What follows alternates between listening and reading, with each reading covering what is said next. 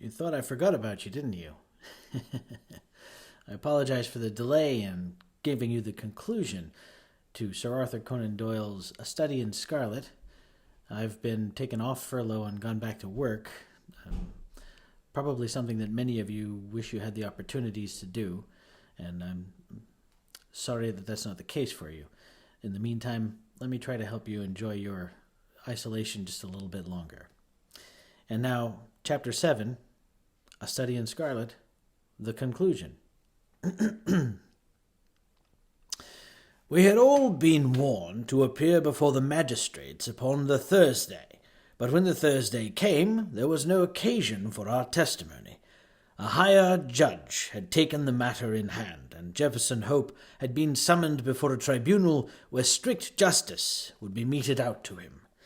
On the very night after his capture, the aneurism burst, and he was found in the morning stretched upon the floor of the cell, with a placid smile upon his face, as though he had been able in his dying moments to look back upon a useful life and on work well done. "Gregson and Lestrade will be wild about his death," Holmes remarked as we chatted it over the next evening. Where would their grand advertisement be now?" "I don't see that they had very much to do with his capture," I answered.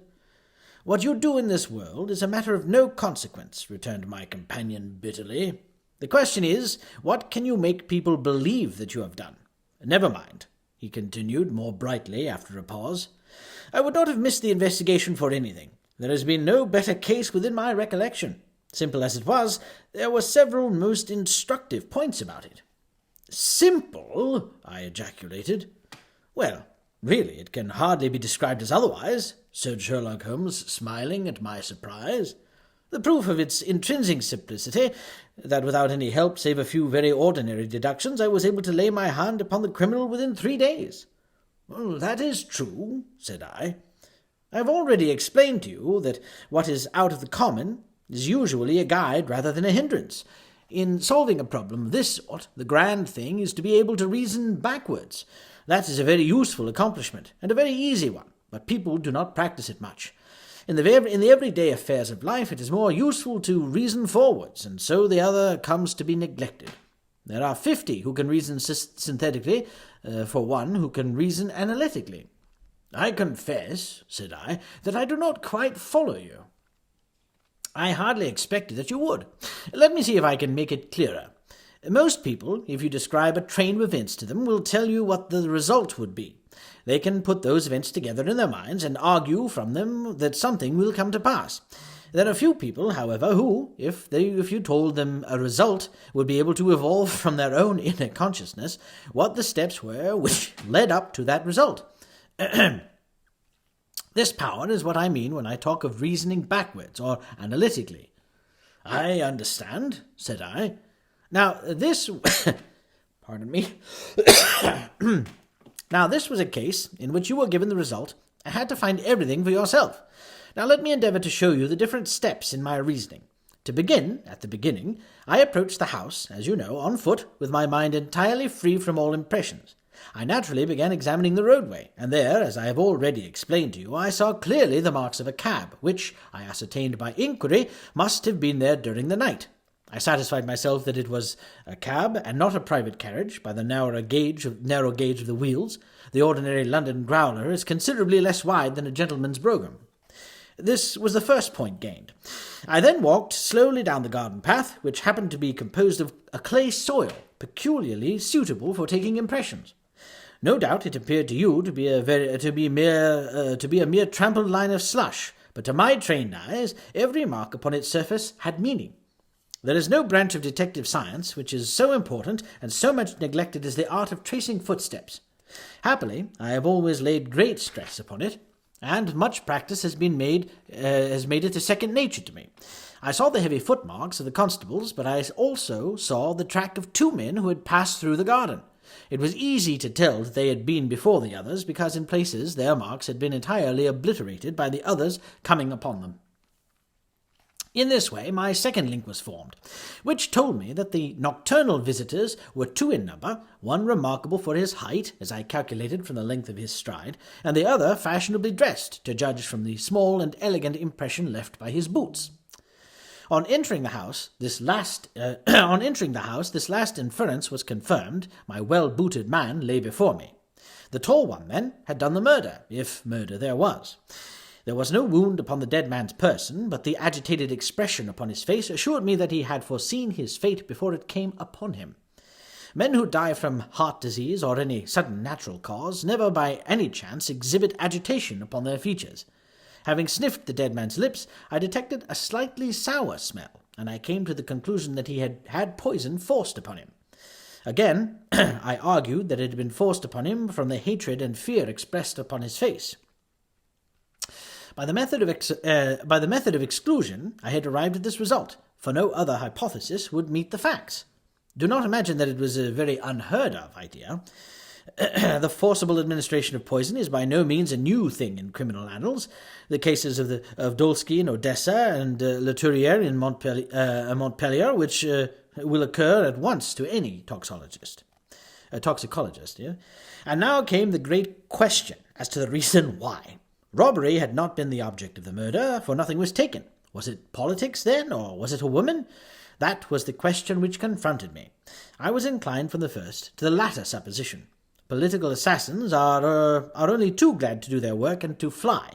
This murder had, on the contrary, been done most deliberately, and the perpetrator had left his tracks all over the room, showing that he had been there all the time.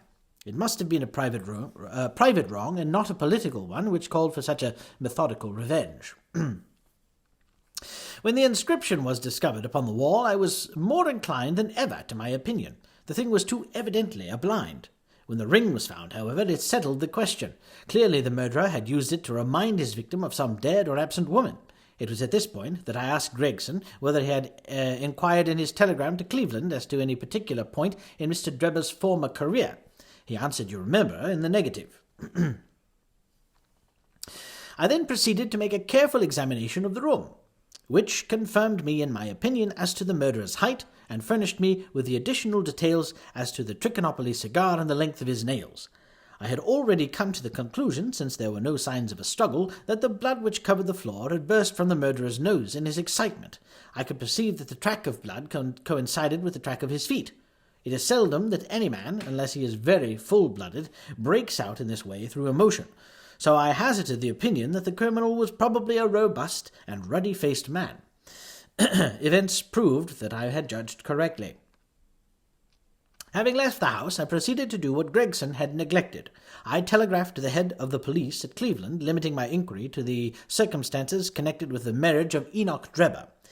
The answer was conclusive. It told me that Drebber had already applied for the protection of the law against an old rival in love named Jefferson Hope. I knew now that I held Jefferson Hope, and that this same Hope was at present in Europe. I knew now that I held the clue to the mystery in my hand, and that all remained was to secure the murderer. I had already determined in my own mind that the man who had walked into the house with Drebber was none other than the man who had driven the cab. The marks on the road showed me that the horse had wandered on in a way which would have been impossible had there been anyone in charge of it. Where, then, could the driver be, unless he was inside the house? Again, it is absurd to suppose that any sane man would carry out a deliberate crime under the very eyes, as it were, of a third person, who was sure to betray him. Lastly, supposing one man wished to dog another through London, what better means could be than to turn cab driver? Yeah. All these considerations led me to the irresistible conclusion that Jefferson Hope was to be found among the Jarvies of the metropolis. If he had been one, there was no reason to believe that he had ceased to be. On the contrary, from his point of view, any sudden change would be likely to draw attention to himself. He would probably, for a time, at least, continue to perform his duties. There was no reason to suppose that he was going under an assumed name. Why should he change his name in a country where no one knew his original one? Yeah? I therefore organized my street Arab detective corps, and sent them systematically to every cab proprietor in London until they ferreted out the man that I wanted. How well they succeeded, and how quickly I took advantage of it, are still fresh in your recollection. The murder of Stangerson was an incident which was entirely unexpected, but which could hardly in any case have been prevented. Through it, as you know, I came into possession of the pills, the existence of which I had already surmised. You see, the whole thing is a chain of logical sequences without a break or flaw. It's wonderful, I cried. Your merits should be publicly recognized. You should publish an account of the case. If you won't, I will for you. You may do what you like, Doctor, he answered. See here, he continued, handing a paper over to me. Look at this. It was the Echo for the day, and the paragraph to which he pointed was devoted to the case in question. The public, it said, have lost a sensational treat through the sudden death of the man Hope, who was suspected of the murder of Mr. Enoch Drebber and of Mr. Joseph Stangerson. The details of the case will probably never be known, now that, though we are informed upon good authority that the crime was the result of an old-standing and romantic feud in which love and Mormonism bore a part. It seems that both the victims belonged in their younger days to the Latter-day Saints, and Hope, the deceased prisoner, hails also from Salt Lake City. If the case had no other effect, it at least brings out in the most striking manner the efficiency of our detective police force, and will serve as a lesson to all foreigners that they will do wisely to settle their feuds at home, and not to carry them on to British soil. It is an open secret that the credit of this smart capture belongs entirely to the well-known Scotland Yard officials, Messrs. Lestrade and Gregson. The man was apprehended, it appears, in the rooms of a certain Mr. Sherlock Holmes, who has himself, as an amateur, shown some talent in the detective line, and who, with such instructors, may hope in time to attain some degree of their skill. It is expected that a testimonial of some sort will be presented to the two officers as a fitting recognition of their services.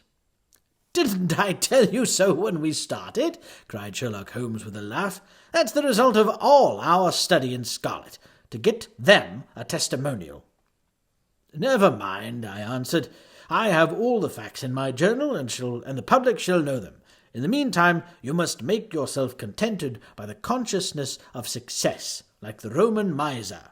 Populus me sibilat at mihi plaudo ipse domi simul ac numos contemplar in arca." And there is the conclusion to A Study in Scarlet by Sir Arthur Conan Doyle. Thank you for joining me. I hope that you've enjoyed my readings. Again, if you'd like to know more about the narrations that I've done for other books, I will include a link in the comments below. Feel free to click on it, take you to audible.com, and show you the other books that I have available. I'm looking at the possibility of narrating another book coming up, and I'll let you know more as that idea solidifies in my head. In the meantime, thank you, and continue to enjoy.